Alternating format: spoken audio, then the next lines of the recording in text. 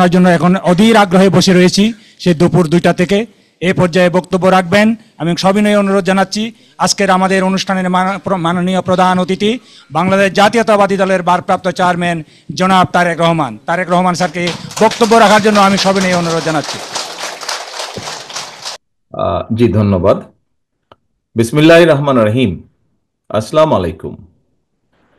বৌদ্ধ সম্প্রদায়ের প্রধান ধর্মীয় উৎসব বৌদ্ধ পূর্ণিমা উপলক্ষে আয়োজিত আজকের এই শুভেচ্ছা বিনিময় অনুষ্ঠানের সম্মানিত সভাপতি জনাব দীপেন দেওয়ান, মঞ্চে উপস্থিত বাংলাদেশ জাতীয়তাবাদী দলের স্থায়ী কমিটির সম্মানিত সদস্য ডক্টর খন্দকার মোশাররফ হোসেন সহ উপস্থিত আরও সম্মানিত স্থায়ী কমিটির সদস্যবৃন্দ, উপস্থিত নেতৃবৃন্দ, উপস্থিত ধর্মীয় নেতৃবৃন্দ এবং আমার সামনে উপস্থিত বৌদ্ধ ধর্মাবলম্বী প্রিয় ভাই ও বোনেরা, আপনাদের সবাইকে জানাই আন্তরিক শুভেচ্ছা।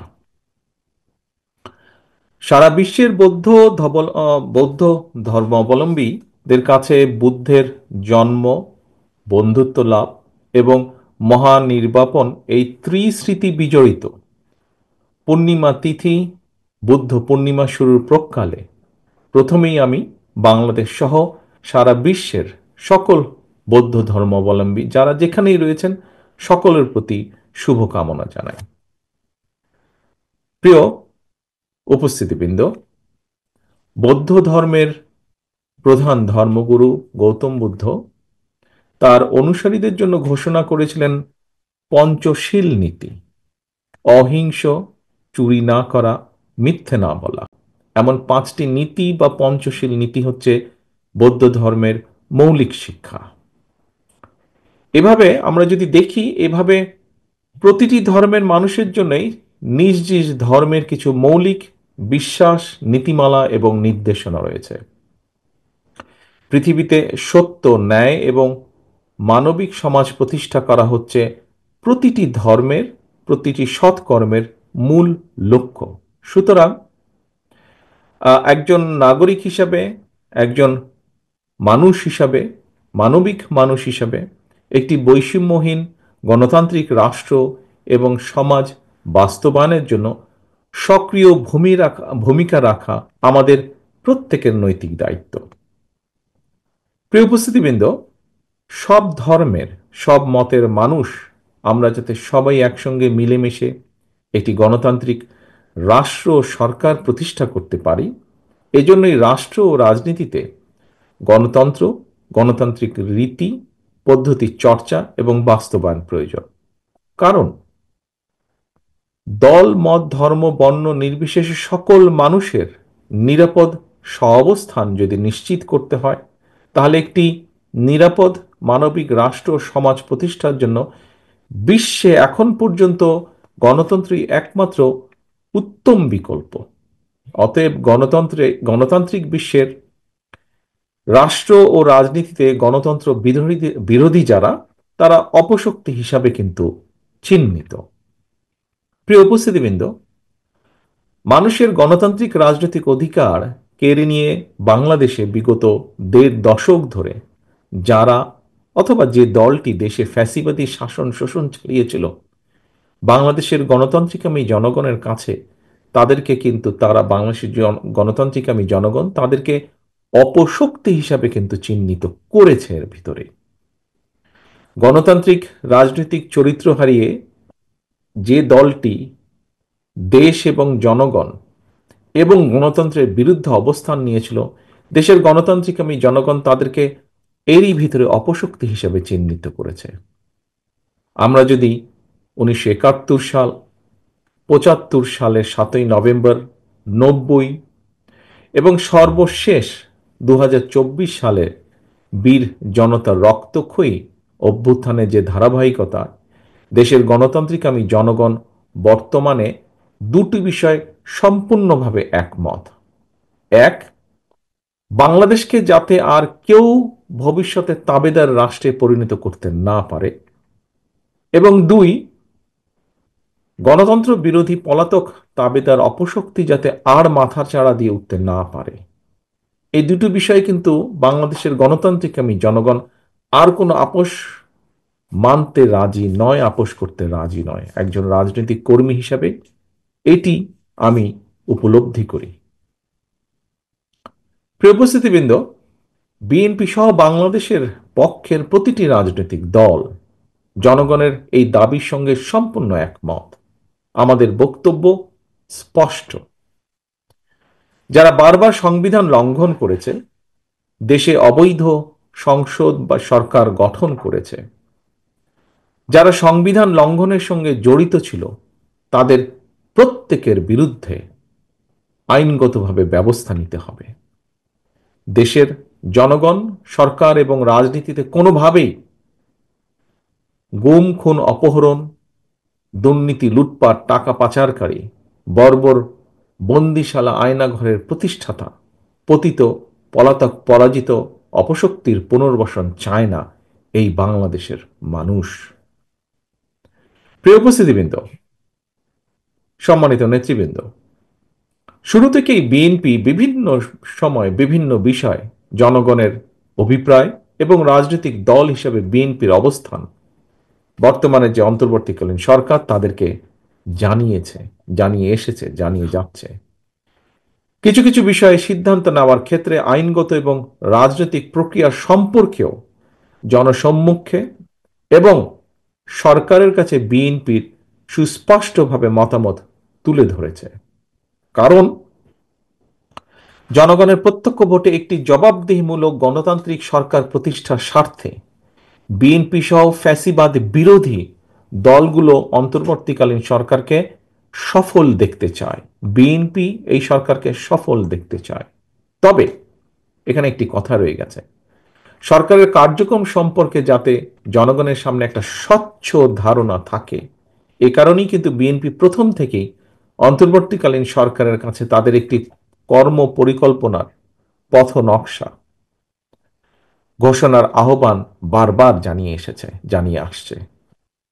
সরকারের কার্যক্রম সম্পর্কে স্বচ্ছ ধারণা যদি জনমনে থাকে, তাহলে জনমনে কোনো রকমের সংশয়, সন্দেহ কিংবা বিভ্রান্তি সৃষ্টি হওয়ার সুযোগ থাকে না।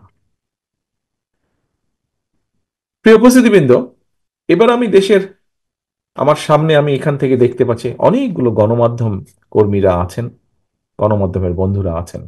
আমি সেই গণমাধ্যমের বন্ধুদের উদ্দেশ্যে বলতে চাই, তাদের দৃষ্টি আকর্ষণ করে দু একটি কথা বলতে চাই। ফ্যাসিবাদী শাসনের পতনের পর দেশে গণতন্ত্রকে প্রাতিষ্ঠানিক রূপ দেওয়ার চলমান যাত্রায় গণমাধ্যমের কিন্তু ভূমিকা অনস্বীকার্য।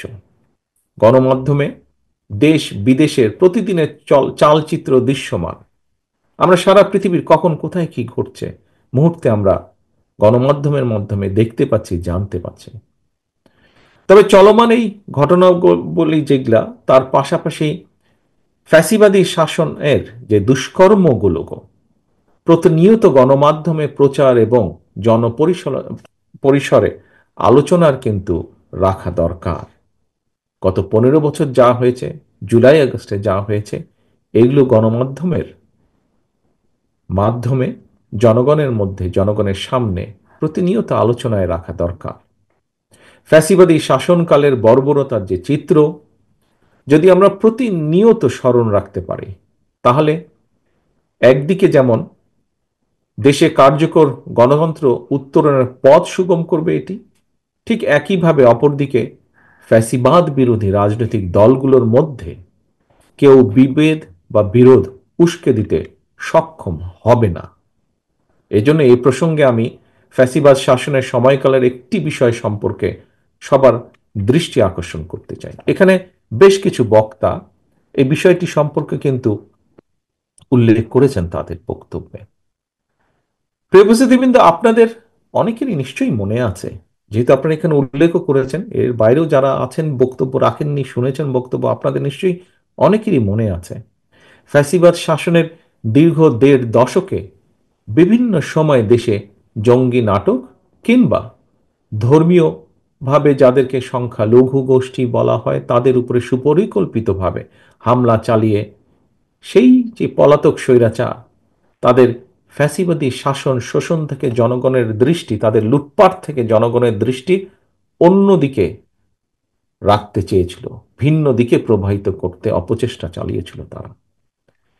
সেই পলাতক স্বৈরাচার তাদের নিজেদের হীন দলীয় রাজনৈতিক স্বার্থ চরিতার্থ করার জন্য দেশের বিভিন্ন ধর্মীয় জনগোষ্ঠীকে দাবার গুটি হিসেবে ব্যবহার করেছে। সেই সময় আমরা দেখেছি গুম খুন অপহরণের ভয়, অনেকে এই বিষয়ে কিন্তু মুখ খোলার সাহসও করেননি। আজও ঠিক এই কথাটি কিন্তু অনেকেই তুলে ধরেছেন তাদের বক্তব্যে। প্রিয় উপস্থিতিবৃন্দ, পলাতক স্বৈরাচার কি কারণে বিভিন্ন ধর্মীয় জনগোষ্ঠীকে ঘিরে দেশে আতঙ্কের পরিবেশ তৈরি করত, এটি বর্তমানে গণমাধ্যমের জন্য একটি অনুসন্ধানী সাংবাদিকতার গুরুত্বপূর্ণ বিষয় হতে পারে বলে আমি মনে করি, এবং এই বিষয়ে অনুসন্ধানী প্রতিবেদন আগামী দিনে রাজনীতি বিজ্ঞানের শিক্ষার্থী এবং গবেষকদের জন্য কিন্তু সহায়ক হবে বলে আমার দৃঢ় বিশ্বাস। ফ্যাসিবাদের গত ১.৫ দশকে ২০১২ সালের সেপ্টেম্বর মাসে কক্সবাজারের রামু, ব্রাহ্মণবাড়িয়ার নাসিরনগর, রংপুর গাইবান্ধা কিংবা সুনামগঞ্জ সহ দেশের বিভিন্ন স্থানে সংখ্যালঘু ধর্মীয়, যে সংখ্যালঘু যাদেরকে বলা হয় বিভিন্নভাবে, সেই ধর্মীয় জনগোষ্ঠী তাদের বাড়ি ঘর কিংবা উপাসনায় ঘিরে বেশ কিছু অপ্রীতিকর ঘটনা ঘটেছিল। এসব ঘটনার নেপথ্যে কারা ছিল, তাদের কি উদ্দেশ্য ছিল, বর্তমানে এসব নিয়ে গণমাধ্যমে যদি অনুসন্ধানী প্রতিবেদন প্রকাশিত হয়, আমি দৃঢ়ভাবে বিশ্বাস করি আগামী দিনে আর কেউ দেশের ধর্মীয় জনগোষ্ঠীকে নিয়ে দলীয় রাজনৈতিক স্বার্থে ব্যবহারের সাহস করবে না। প্রিয় উপস্থিতিবৃন্দ, আগামী দিনে বিএনপি জনগণের রায় ইনশাল্লাহ রাষ্ট্র পরিচালনার সুযোগ পেলে ফ্যাসিবাদী শাসনের ১.৫ দশকে দেশের বিভিন্ন ধর্মীয় সম্প্রদায়ের সঙ্গে যে অপ্রীতিকর অনাহত ঘটনা ঘটেছে তার নেপথ্য কারণ খুঁজে বের করতে সুশীল সমাজের প্রতিনিধিদের সমন্বয়ে একটি সর্বদলীয়, সর্বধর্মীয় নাগরিক তদন্ত কমিশন গঠন করার পরিকল্পনা করেছে বা রয়েছে আমাদের, যেটি এর আগেও বিভিন্ন সময় আপনাদের সামনে আমি তুলে ধরেছি। আমরা যারা শহীদ জিয়া, দেশনেত্রী খালেদা জিয়ার নেতৃত্বে রাজনীতি করি, আদর্শে রাজনীতি করি, সেই বিএনপি বিশ্বাস করে যে রাষ্ট্র ও সমাজে, যেই রাষ্ট্র এবং সমাজে নারী, শিশু এবং বিভিন্ন ধর্মীয় জনগোষ্ঠীর মানুষ নিরাপদ নয় কিংবা নিরাপদ বোধ করে না, সেটি আর যাই হোক কোনো সভ্য রাষ্ট্র হতে পারে না। প্রিয় বৌদ্ধ ধর্মাবলম্বী প্রিয় ভাই ও বোনেরা, আমি এর আগেও বিভিন্ন ধর্মীয় জনগোষ্ঠীর সঙ্গে মত বিনিময় সভায় বলেছি, সংখ্যালঘু কিংবা সংখ্যাগুরু এটি কোনো পরিচয় না। এই কথাটিও আজকে আপনারা বেশ কয়েকজন বক্তা তাদের বক্তব্যে তুলে ধরেছেন। দল মত ধর্ম নির্বিশেষে দেশের প্রতিটি নাগরিকের প্রথম এবং প্রধান গর্বিত পরিচয়টি হচ্ছে আমরা বাংলাদেশী। নিজ নিজ ধর্মীয় বিশ্বাস কিংবা সাংস্কৃতিক স্বকীয়তা বজায় রেখেই একজন বাংলাদেশী হিসেবে প্রতিটি নাগরিক রাষ্ট্র ও সমাজের সকল ক্ষেত্রে সমান এবং ন্যায্য অধিকার ভোগ করবে, এটি বাংলাদেশ জাতীয়তাবাদী দল তথা বিএনপির নীতি। প্রিয় ভাই বোনেরা, নাগরিকদের প্রত্যক্ষ ভোটের মাধ্যমে বিএনপি দেশে এমন একটি গণতান্ত্রিক সরকার প্রতিষ্ঠিত করতে চায় যে সরকার জনগণের কাছে জবাবদিহি করতে বাধ্য থাকবে। তবে কেউ যেন আমাদের গণতান্ত্রিক রাজনৈতিক অধিকার, ভোটের অধিকার কুক্ষিগত করে রাখার ষড়যন্ত্র করতে না পারে, সেজন্য জনগণের কাছে দায়বদ্ধ একটি গণতান্ত্রিক সরকার প্রতিষ্ঠিত না হওয়া পর্যন্ত আমরা প্রত্যেকটি মানুষ, এই ঘরে যে মানুষগুলো আমরা উপস্থিত আছি, এই ঘরের বাইরে সারা বাংলাদেশের বিভিন্ন স্থানে আমরা যেখানে আছি না কেন, যে যার অবস্থান থেকে সতর্ক এবং সজাগ থাকতে হবে। আপনাদের সকলের কাছে আমি আজ সেই আহ্বান জানাই। প্রিয় বৌদ্ধ ধর্মাবলম্বী প্রিয় ভাই বোনেরা, আমি যতদূর জানি আগামীকাল রবিবার থেকে সম্ভবত অত্যন্ত আনন্দের সঙ্গে আপনাদের এই বছরের বুদ্ধ পূর্ণিমার আনন্দ উৎসব শুরু হয়ে যাবে। উৎসবের প্রাক্কালে আজকে এই ঘরে এবং ঘরের বাইরে যত বৌদ্ধ ধর্মাবলম্বী মানুষ রয়েছেন, আপনাদের সকলকে, আপনাকে এবং আপনার পরিবারের প্রতিটি সদস্যের প্রতি আবারও বৌদ্ধ পূর্ণিমার শুভেচ্ছা জানাই।